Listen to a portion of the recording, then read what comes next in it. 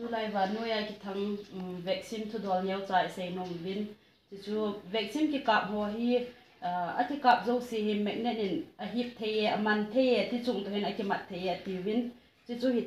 thề lo ham ở tạ ham thêm ham thì chú tu ni hen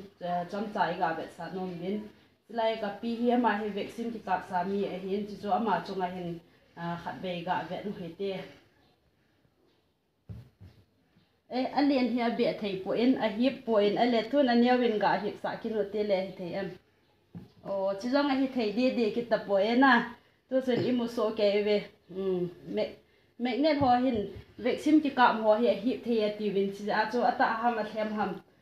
thì cho cái gà về sau hình thì ra cho im một số cái về hip thầy lâu đan cho na thì ra cho thu họ hết tiền lâu anh xây lâu pha hình và nuôi thu cái thằng họ